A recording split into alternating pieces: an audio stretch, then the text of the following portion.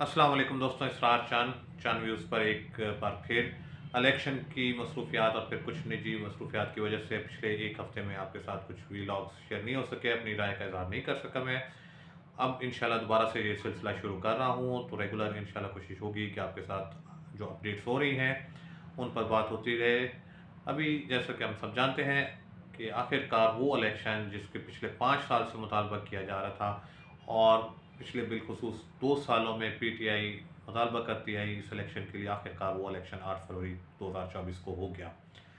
पहले इससे कबल सूबाई असम्बली के इलेक्शन में ताख़ीर हुई इस इलेक्शन की वजह से कि कौमी असम्बली के नशिस्तों के साथ करवाया जाएगा। उसके बाद इसके इलेक्शन में भी कंसेंसस की वजह से ताख़ीर की गई, नवंबर की बजाय फरवरी में लाया गया और फिर आखिर ये इलेक्शन हो गया। इलेक्शन के नताइज बहुत से लोगों की तवक्को के ख़िलाफ़ आए, बहुत से बुर्ज उलट गए, जिनके बारे में अलग बात होगी। अभी जो लेटेस्ट सिचुएशन बन रही है उसमें जो लेटेस्ट डेवलपमेंट्स हुई उनमें सबसे पहले तो ये है कि 40 के करीब सूबाई और तकरीबन 25 के करीब कौमी असम्बली की नशिस्तों के नताइज रोक दिए हैं हाई कोर्ट और इलेक्शन कमीशन ने, जिनमें मुख्तलिफ हल्के, कई बड़े नामों के हल्के शामिल हैं। उनके नताइज रोक दिए गए हैं, नोटिफिकेशंस रोक दिए गए हैं, लेकिन उसके साथ साथ कुछ अहम हल्कों के नोटिफिकेशंस तमाम हो गए। कल पीटीआई मुख्तलिफ केसेस के हवाले से अदालतों में गई, जिनमें रेहाना डार साहिबा का सियालकोट से N71 का हल्का जहाँ पे वो जीत गई थी, लेकिन बाद ख्वाजा आसिफ साहब को वहाँ से जो है नोटिफाई कर दिया गया।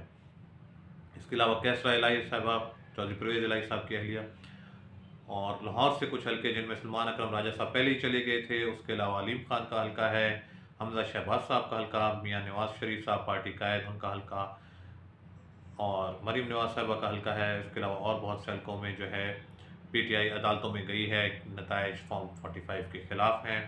इंटरनेशनल मीडिया पर भी इसके हवाले से बहुत बात हो रही है। तो अब जो है क्या अदालतों से रिलीफ मिलेगा पीटीआई को या नहीं, इस हवाले से जो कल डेवलपमेंट हुई उसमें पीटीआई को अब तय तौर पर रिलीफ नहीं मिल सका।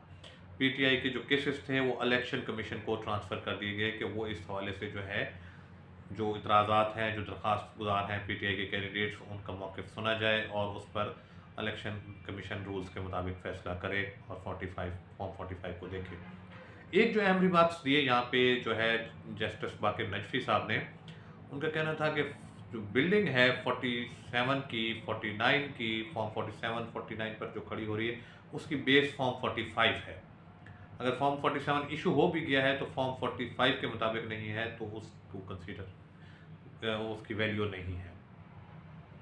सवाल यहाँ पर यह है कि क्या पीटीआई को अगले चंद दिनों में रिलीफ मिल जाएगा या नहीं। इस हवाले से ये है कि अगले 3-4 दिन, बल्कि ये वीक कहा जाए तो इंतहाई अहम है, क्योंकि इसी पर क्वाड पार्टी पोजीशन भी वाज़ेह होगी।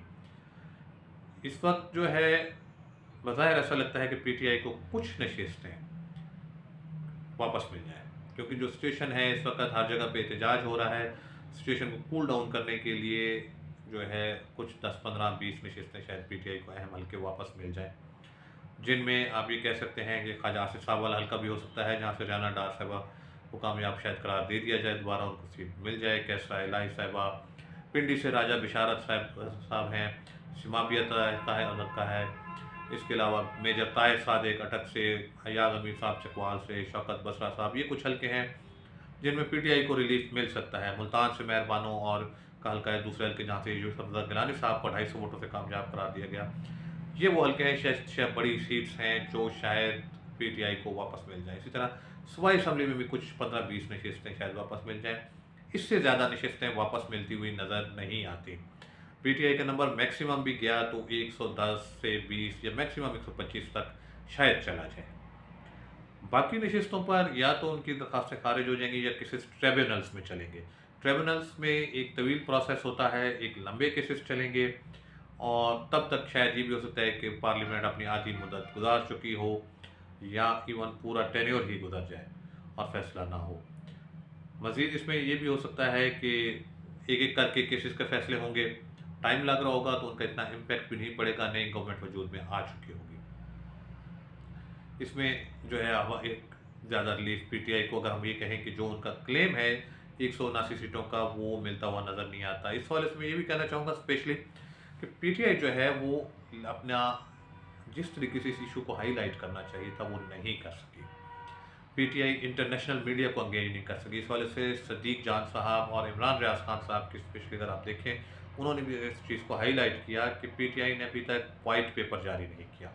पीटीआई ने अभी तक इंटरनेशनल मीडिया और वो 500 ऑब्जर्वर्स जो आए हुए थे उनको भी एंगेज नहीं किया। होना ये चाहिए था कि पीटीआई इन लोगों को एंगेज करती, इन लोगों के साथ फॉर्म 45 और एक प्रॉपर डाटा शेयर किया जाता, ताकि इंटरनेशनल मीडिया को पता चलता। इसके अलावा इंटरनेशनल जो कम्युनिटीज़ हैं अमेरिका में, यूरोप में, यूके में, उनके सेनेटर्स, पार्लियामेंटेरियंस के साथ तमाम रिकॉर्ड शेयर किया जाता। अभी तक पीटीआई एग्जैक्ट डाटा नहीं दे पा रही कि इस हवाले से कितनी सीट्स एग्जैक्टली फॉर्म 45 के मुताबिक वो जीत चुके हैं। सेकंड चीज़, सूबाई हल्के हैं। पंजाब की हुकूमत अहम तरीन हुकूमत होती है। यहाँ पर मुख्तलिफ सहाफ़ी हजरात का भी ये है क्लेम, और पीटीआई का अपना क्लेम भी है कि फॉर्म 45 के मुताबिक वो 214 नशस्तें जीते हुए हैं। एज ऑफ नाउ उनके पास 116 नशस्तें हैं, यानी 98 नशस्तों पर, 98 सीट्स पर पीटीआई का क्लेम है। लेकिन पीटीआई उस हवाले से इतनी वर्किंग नहीं कर रही। अब तक जो केपी के, पंजाब और सिंध के मिलाकर भी जिन सीटों के नोटिफिकेशन रुके हैं वो सिर्फ 40 हैं। तो इन पर पीटीआई को फोकस करने की ज़रूरत थी, जो कि पीटीआई फोकस नहीं कर रही। सो बज़ाहिर ऐसा लगता है कि यहाँ पे भी पीटीआई को कोई शायद ही 5-10 सीट्स मजीद मिल जाएँ और उनका नंबर 116 से बढ़ के 125-30 तक चला जाए, लेकिन इससे भी ज़्यादा जाता हुआ नज़र नहीं आता। मज़ीद कुछ जो डेवलपमेंट्स हुई हैं उनमें ये भी आ रहा है कि एक बड़ी मुलाकात हुई है पीटीआई चेयरमैन की ताकतवर हलकों से। उस हवाले से भी डिस्कशन करते हैं और देखते हैं कि कौन जो है अगला वज़ीर आज़म के लिए क्या बात जोड़ तोड़ जो शुरू हो चुका है उस पर डिटेल डिस्कशन होगी, लेकिन वो अगले वीक ब्लॉग में इंशाल्लाह करते हैं। प्लस आगे पार्टी पोजीशन, केपीके का वज़ीर आला कौन होगा। पंजाब के वज़ीर आला के हवाले से तो बात तकरीबन वाज़ेह हो चुकी है कि मरीम नवाज़ साहिबा अब पंजाब की वज़ीर आला होंगी और नंबर गेम भी वो अपना पूरा कर चुकी है। लेकिन मरकज़ में क्या फार्मूला बनना चाह रहा है, इस वाले से मैंने इलेक्शन से पहले भी आपके साथ एक व्लॉग शेयर किया था और उसको मद्देनज़र रखते हुए मज़ीद आपके साथ डिस्कशन दूसरे व्लॉग में करते हैं। अभी तक इतना ही। Thank you so much. अल्लाह हाफ़िज़।